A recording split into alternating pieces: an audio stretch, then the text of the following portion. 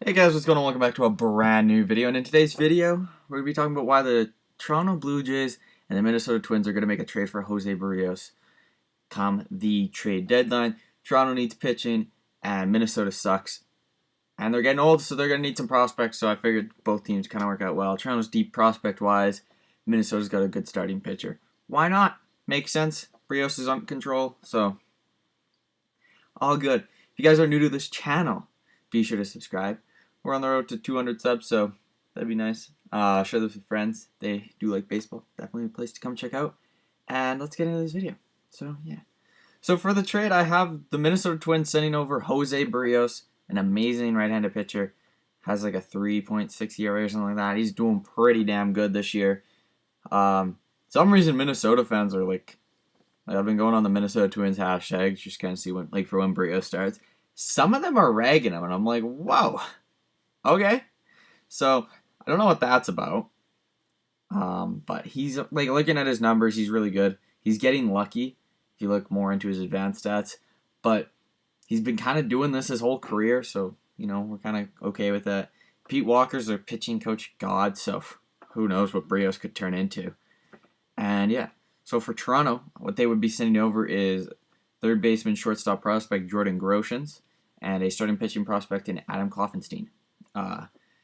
So yeah, let me go over why I think this trade works out for Minnesota first. Minnesota is an aging team. Their window may be closing a bit with the current core of Donaldson, Cruz, potentially Kenta Maeda. Hopefully Berrios comes over.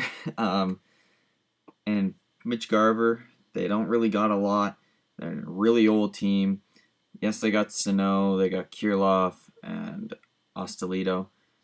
I don't really know who else they have after that.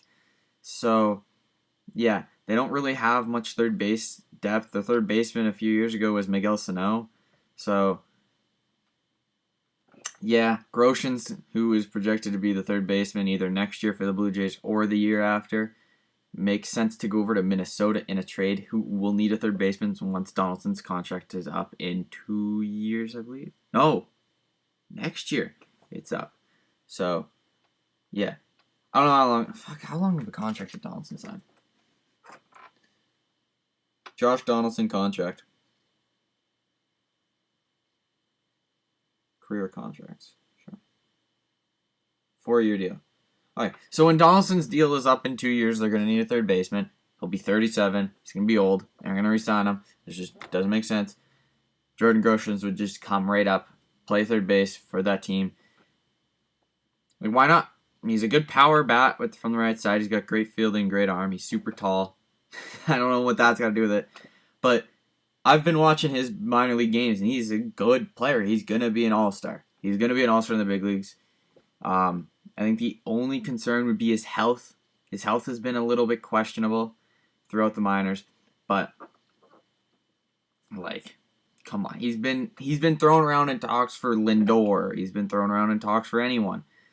So, I think Groshans is the perfect fit in there and goes at third base. He's definitely the big chip of of this deal. And then the second guy in this deal is Adam Kloffenstein. He won't be up for at least another 3 years, I'd say. But he can fill in on a rotation when Minnesota's window starts to reopen. So, I think it makes sense. You're going to have Kloffenstein for 3 years up in the bigs. Potentially 2, depends on how well he does this year. If Groshans up at least in 2, maybe next year, he can start filling in. Maybe you put him at shortstop, right, to start off. I know they don't really got much shortstop. Andrelton Simmons is, I don't know.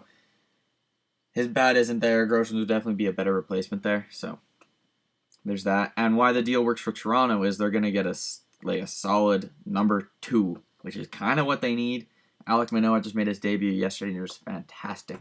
But to compete, they need another starter who can eat innings, like 7 innings. And I think Berrios is just that. You can go Ryu, who's kind of like the finesse lefty, to hard-throwing Berrios, who, when he is on, his stuff is nasty. Disgusting stuff. And then you can throw it to Ray, Manoah, Matt. Not even close. So, That's why I think the Jays should get Jose Berrios. And I know there's talk now around it with Ken Rosenthal saying, oh, or no, JP Morosi, or I guess John Morosi, saying this is something to watch for. And I didn't really think much of it at the beginning. I was like, ugh, you know. But I've started looking into it, and it actually makes a lot of sense for both sides. Toronto's got a deep prospect farm that Minnesota doesn't have a lot of. And Minnesota's got starting pitching that Toronto doesn't have a lot of. They got Kenta Maeda and Jose Berrios. You could potentially finesse a deal for both. You can get Kenta Maeda reunited with Ryu. That was a really good joke. I'm just saying, both deals work out really well for both teams. Do you think these deals happen? Or this deal, does it happen? Yes, no, maybe so. Let me know down in the comment section down below. Hit that thumbs up. Subscribe if you guys are brand new again. If you like baseball, it's definitely a place to be. Especially if you're a Blue Jay fan. Love to talk about the Blue Jays, so yeah, subscribe. Fuck, I hit the wrong button.